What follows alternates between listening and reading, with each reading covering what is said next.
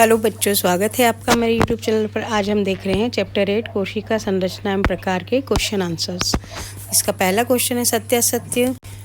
एक कोशिकीय जीव में एक कोशिका होती है, तो ये सत्य है। पेशी कोशिका शाखान्वित होती है, सत्य। किसी जीव का मूल संरचना अंग है, असत्य।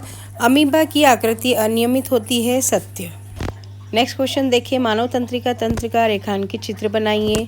कोशिका के क्या कार्य हैं, लिखिए। कोशिका आमतौर पर एक न्यूरॉन से संदेश का आयोजन करती है और बदले में मस्तिष्क से शरीर के विभिन्न भागों को संदेश भेजता है।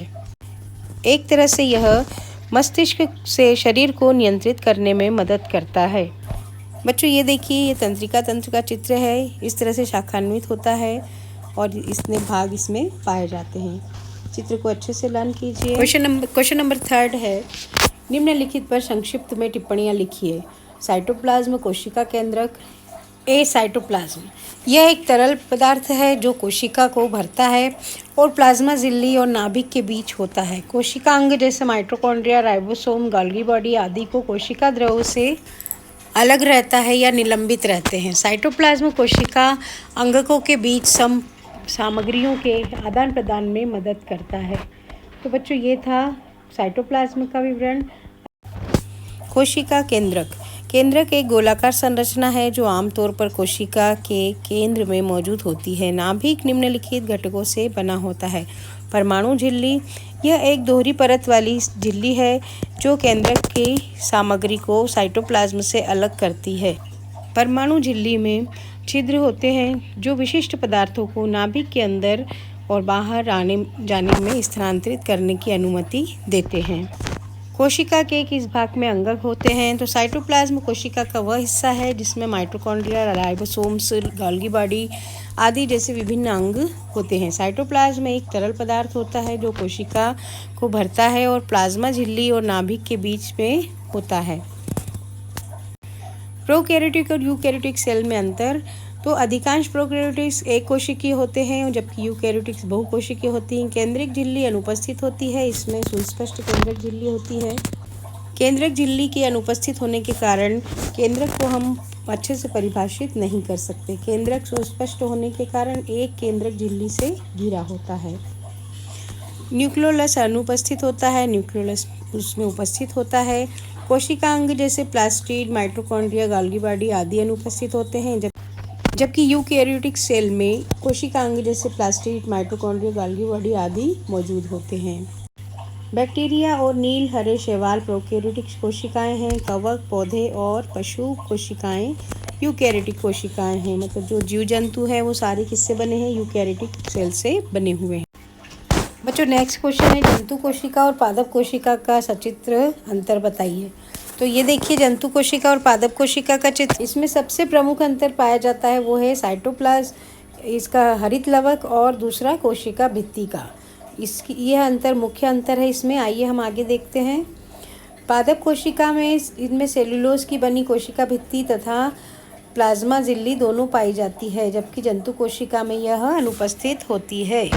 जंतु कोशिका में भित्ति नहीं होती, केवल प्लाज्मा झिल्ली होती है।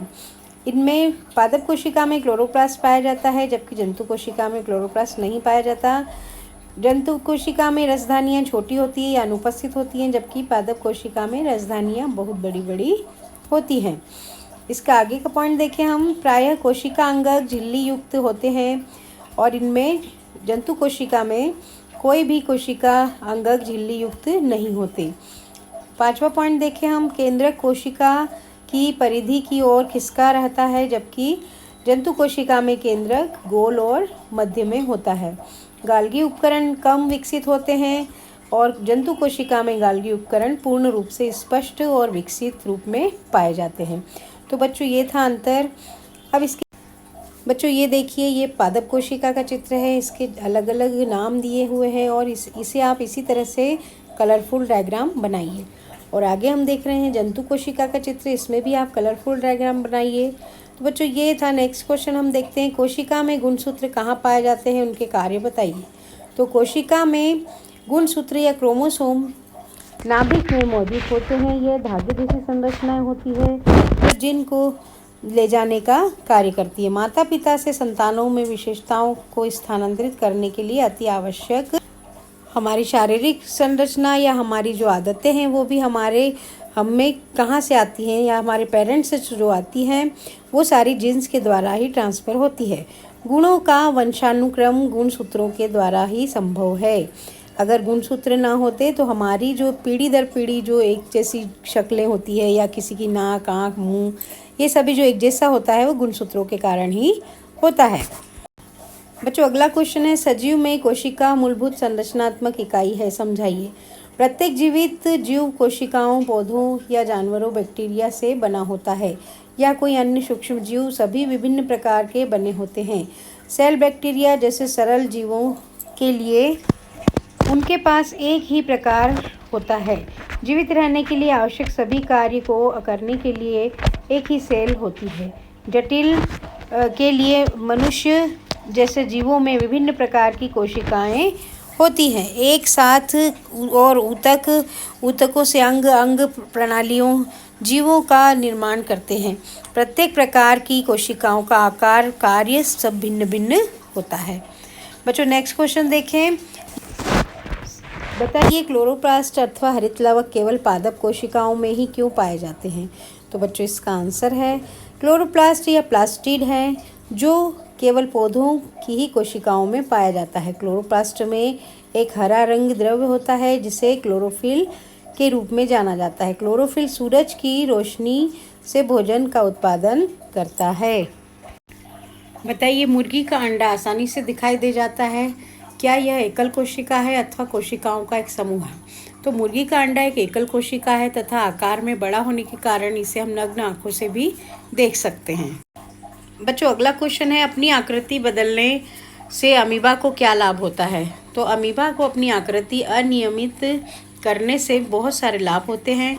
हम सभी जानते हैं कि अमीबा की आकृति अनियमित है, यह अपनी आकृति बदलता रहता है। इसका मुख्य शरीर से बाहर की ओर परिवर्तित लंबाई, प्रवर्ध उभरते हुए दिखाई देते हैं जिन्हें पदार्थ भी कहते हैं। अमीबा की बदलती हुई आकृति पदार्थ के बनने के कारण होती है जो उसे गति प्रदान करते हैं और भोजन ग्रहण करने में भी सहायता करते हैं।